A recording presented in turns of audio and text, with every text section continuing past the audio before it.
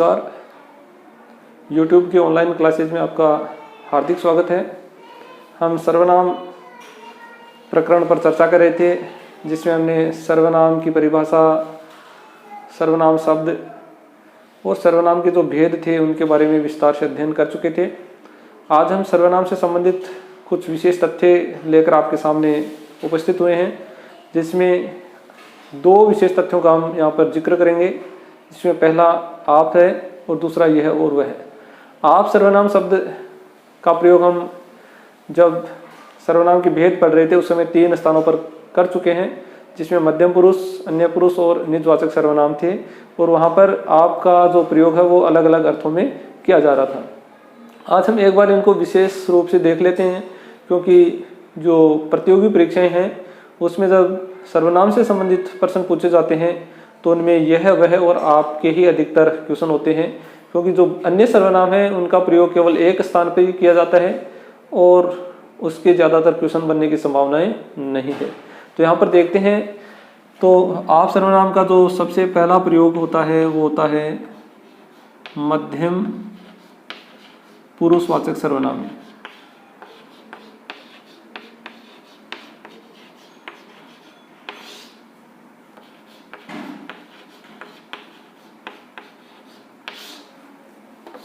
दूसरा होता है अन्य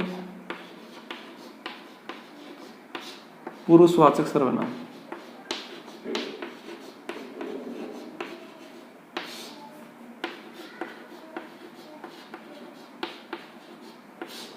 और तीसरा होता है निजवाचक सर्वनाम।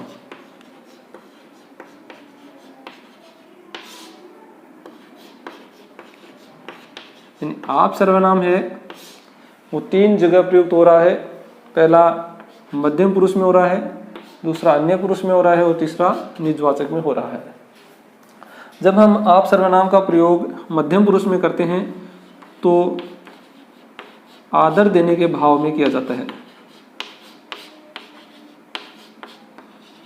किसी व्यक्ति को आदर देना है और उस समय हम आप सर्वनाम का प्रयोग करते हैं तो वो मध्यम पुरुष में गिना जाएगा। परिचय करवाने के लिए, अगर परिचय करवाना है किसी व्यक्ति का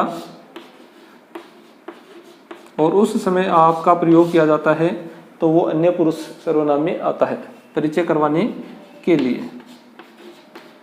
और अगर वक्ता है या कर्ता है, वो किसी कार्य को स्वयं कर रहा है, किसी अन्य की सहायता की उसको आवश्यकता नहीं है और उस समय आपका प्रयोग किया जा रहा है, तो वो फिर क्या, कौन से सर्वनाम में आएगा? निजवाचक सर्वनाम में आएगा। कर्ता किसी कार्य को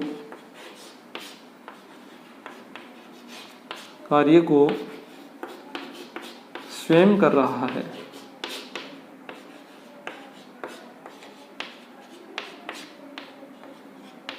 और उस समय आपका प्रयोग होता है तो वो निजवाचक सर्वनाम में आएगा। एक एक उदाहरण देख लेते हैं यहाँ पर इनका।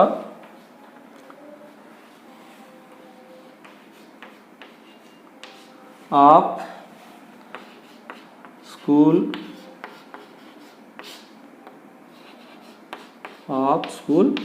जाओ। आप स्कूल जाओ, और यहाँ पर आपको रेखांकित कर दिया जाए और पूछा जाए कि आप में कौन सा सर्वनाम है। तो जब मध्यम पुरुष की बात होती है तो मध्यम पुरुष में तुम और आपका प्रयोग किया जाता है। हम यहाँ पर इस वाक्य में आपको हटा के और अगर लिख दें तुम स्कूल जाओ, तो वाक्य के अर्थ में कोई विशेष परिवर्तन नहीं हो रहा है, केवल आदर के भाव का ही परिवर्तन यहाँ पर हो रहा है। तो जैसे तुम के स्थान पर हमने आप लिखा तो वाक्य में एक आदर का भाव प्रकट होता है, और जहाँ आदर का भाव प्रकट होता है वहाँ पर कौन सा सर्वनाम होता है? मध्यम पुरुष। अब हम अन्य पुरुष का उदाहरण लेते हैं। महात्मा गांधी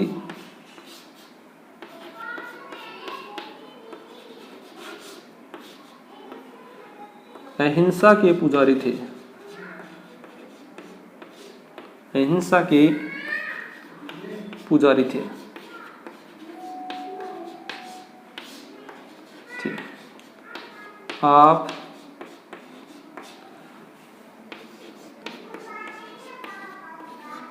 बापू के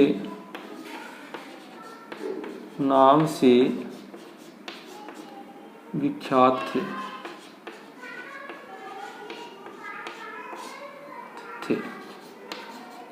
अब यहाँ पर इस वाक्य में जो बात हो रही है वो महात्मा गांधी की बात हो रही है। इन बात है वो किसकी हो रही है? महात्मा गांधी की। और यहाँ पर आपका प्रयोग है ये भी महात्मा गांधी के लिए ही हुआ है, यानी महात्मा गांधी अहिंसा के पुजारी थे। और नीचे आपको हटाकर अगर यहाँ पर महात्मा गांधी लिख दिया जाए तो भी वाक्य के अर्थ में किसी प्रकार का परिवर्तन नहीं होगा। यानी महात्मा गांधी अहिंसा के पुजारी थे, महात्मा गांधी को बापू के नाम से भी जाना जाता है। अगर ऐसे कह दें तो भी वाक्य के अर्थ में किसी प्रकार का परिवर्तन नहीं होता है। यानी यहाँ जो ये आप है ये किसका परिचय करवा रहा है? महात्मा गांधी का परिचय करा रहा है। यानी आपका प्रयोग है ये महात्मा गांधी के लिए हुआ है, इसलिए ये आप है ये किसका परिचय करा रहा है? महात्मा गांधी का परिचय करा रहा है। इसलिए जहाँ परिचय की बात होती है तो वहाँ कौन सा सर्वनाम होता है? अन्य पुरुष होता है। अब हम निजवाचक में लेते हैं रमेश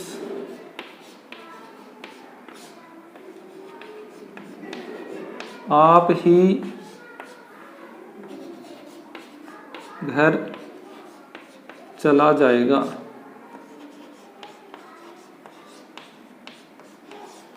यहाँ पर पूछेगी आप है, इसमें कौन सा सर्वनाम है? तो कर्ता है वो रमेश है और कार्य है जाने का, घर जाने का। कार्य क्या है? घर जाने का। इस कार्य को करने के लिए रमेश को किसी अन्य की सहायता की आवश्यकता नहीं है, वो स्वयं इस कार्य को कर सकता है। इसलिए यहाँ पर कौन सा सर्वनाम होगा? निजवाचक सर्वनाम होगा। अब यहाँ पर आपके स्थान पर अपने आप आ सकता है। रमेश अपने आप घर चला जाएगा, रमेश स्वतः घर चला जाएगा, रमेश खुद घर चला जाएगा, रमेश स्वयं घर चला जाएगा। ये कुछ शब्द मैंने आपको जब हम निजवाचक सर्वनाम पढ़ रहे थे उस समय बता दिए। इनमें से किसी भी एक शब्द का अगर प्रयोग कर देंगे तो वहाँ को कौन सा सर्वनाम हो जाएगा? निजवाचक सर्वनाम हो जाएगा। तो ये अपना एक विशेष तथ्य था आज का। इसके बाद हम दूसरा विशेष तथ्य पढ़ते हैं जिसमें यह और वह का प्रयोग हम करते हैं। यह और वह सर्वनाम है, इनका प्रयोग करते हैं तो भी यह 3 स्थानों पर प्रयुक्त होता है। यह और वह का प्रयोग भी 3 स्थानों पर प्रयुक्त होते हैं। यह और वह सर्वनाम शब्द है, ये भी कितने स्थानों पर प्रयुक्त होते हैं? 3 स्थानों पर प्रयुक्त होते हैं। कौन कौन से होते हैं? एक अन्य पुरुष में होता है, दूसरा निश्चयवाचक सर्वनाम में होता है और तीसरा है वो सार्वनामिक विशेषण में होता है। और तीनों का अपने अपने स्थान पर अलग अलग कार्य है। तो सबसे पहले हम यहाँ लिखते हैं अन्य पुरुषवाचक सर्वनाम। अन्य पुरुषवाचक सर्वनाम।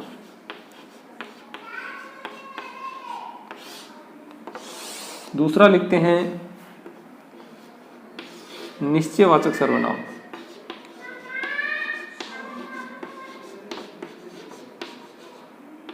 निश्चयवाचक सर्वनाम। और अंतिम लिखते हैं तीसरा सार्वनामिक विशेषण।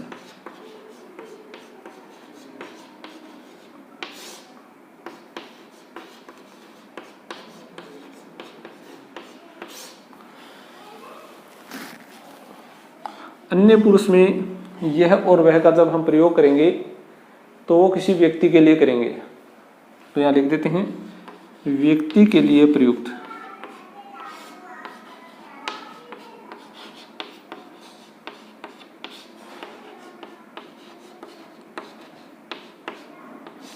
निश्चयवाचक में जब हम यह और वह का प्रयोग करेंगे तो वस्तु और स्थान के लिए करेंगे। तो यहाँ लिख देते हैं वस्तु स्थान, वस्तु स्थान के लिए प्रयुक्त। और जब सार्वनामिक विशेषण में हम यह और वह का प्रयोग करेंगे तो यह और वह के ठीक बाद संज्ञा का प्रयोग।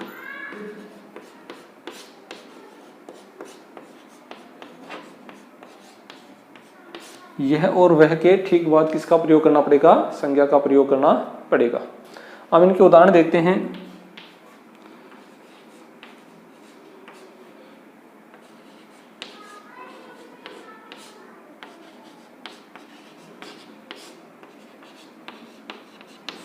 और पूछा यह में कौन सा सर्वनाम है?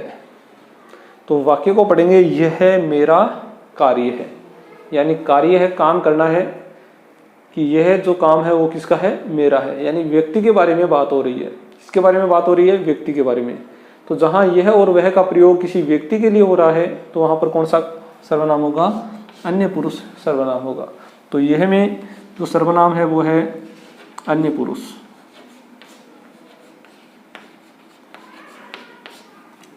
अगर मेरा पूछा जाए, मेरा, तो मैंने आपको बताया था मैं का प्रयोग है वो तो किसके लिए होता है? उत्तम पुरुष के लिए होता है। लेकिन मैं के साथ में यहाँ पर विभक्ति लगी हुई है रा, संबंध कारक विभक्ति लगी हुई है रा।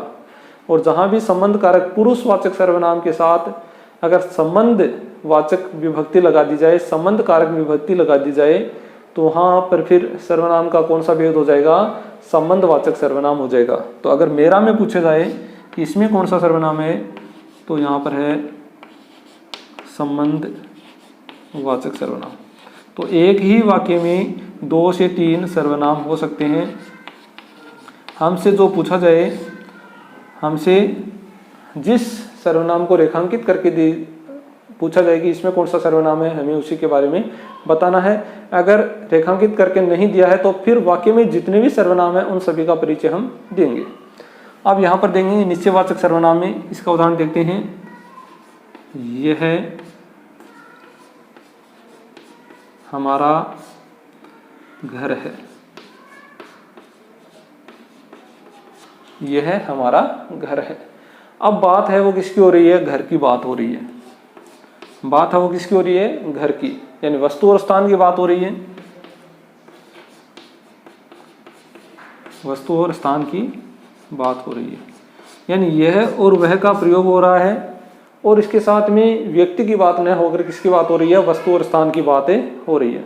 तो जहां वस्तु और स्थान की बात होगी वहां पर कौन सा सर्वनाम होगा? निश्चयवाचक सर्वनाम होगा। तो यहां लिख देंगे निश्चयवाचक सर्वनाम।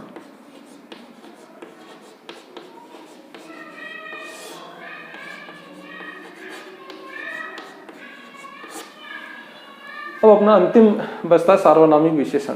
और सार्वनामिक विशेषण में यह और वह का प्रयोग जब करते हैं और उसके तुरंत बाद अगर हम किसका प्रयोग कर दें? संज्ञा का प्रयोग कर दें,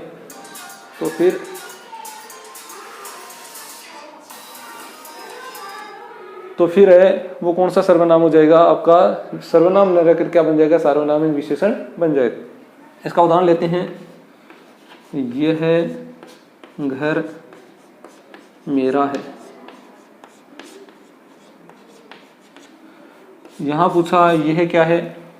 तो यह मूल रूप से सर्वनाम है, लेकिन इसके तुरंत बाद किसका प्रयोग कर दिया गया? संज्ञा का प्रयोग है वो कर दिया गया। यह के तुरंत बाद किसका प्रयोग कर दिया गया? संज्ञा का प्रयोग कर दिया गया। अगर यह और वह के ठीक बाद संज्ञा आ रही है तो फिर वो विशेषण न रहकर क्या बन जाए? आपका सर्वनाम न रहकर क्या बन जाएगा? विशेषण बन जाएगा। क्योंकि संज्ञा है और संज्ञा की जो विशेषता बताते हैं वो क्या कहलाते हैं? विशेषण। यानी संज्ञा की जो विशेषता बताएंगे वो तो क्या कहलाएंगे? विशेषण कहलाएंगे। और मूल रूप से ये क्या था? सर्वनाम था। इसलिए फिर क्या बन जाएगा? सार्वनामिक विशेषण बन जाएगा। सार्वनामिक विशेषण बन जाएगा। तो संज्ञा है और संज्ञा के ठीक पहले यह और वह का प्रयोग है, यानी संज्ञा की ये क्या बता रहे हैं? विशेषता बता रहे हैं। और जो ही संज्ञा की विशेषता बताएंगे वो तो क्या कहलाएंगे? विशेषण कहलाएंगे। और मूल रूप से ये सर्वनाम से बने हैं, इसलिए क्या कहलाएंगे? सार्वनामिक विशेषण कहलाएंगे। इस प्रकार से अपना सर्वनाम का जो बिंदु था वो पूर्ण होता है। आगे की कक्षा में हम विशेषण के बारे में विस्तार से अध्ययन करेंगे। धन्यवाद।